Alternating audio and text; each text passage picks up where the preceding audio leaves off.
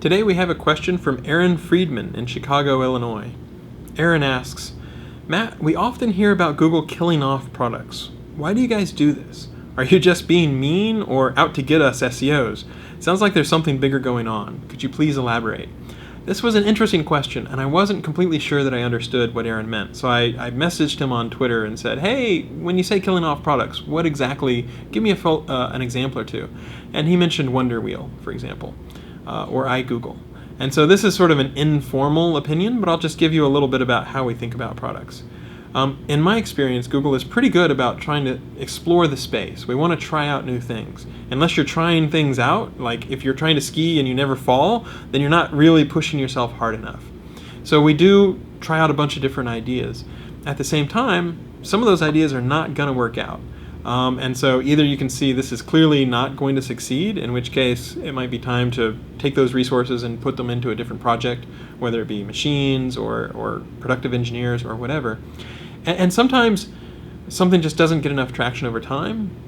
It can also be the case that maybe you build a product and then the internal infrastructure that we use, changes over time, it evolves. I like to joke that the half-life of code at Google is about 6 months. If you wait 6 months and go back to a particular section of code, like half of it will have changed. So there's a lot of stuff going on internally under the hood to make our systems better at Google.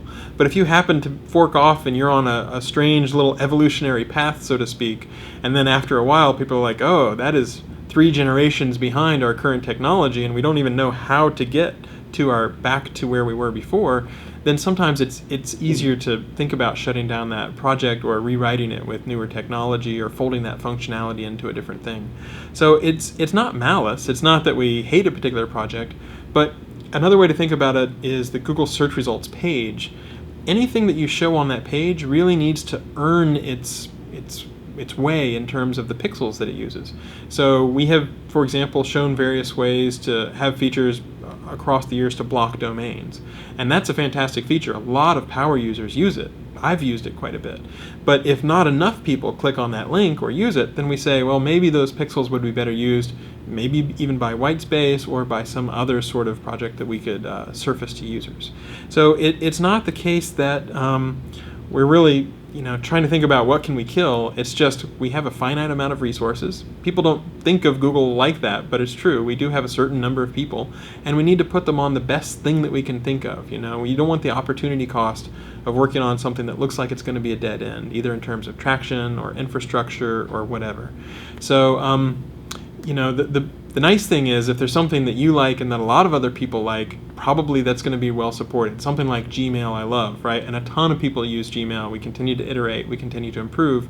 And then if you're using some product that really you don't see a lot of usage, then that's an area, or if you don't see a lot of updates where maybe it's in maintenance mode or the scripts and the computer programs are still running, but the engineers themselves have tackled other different projects. So that's just a little bit of a viewpoint behind the curtain, very informal, not like some official kind of proclamation about why certain products or projects tend to work out or not work out at Google.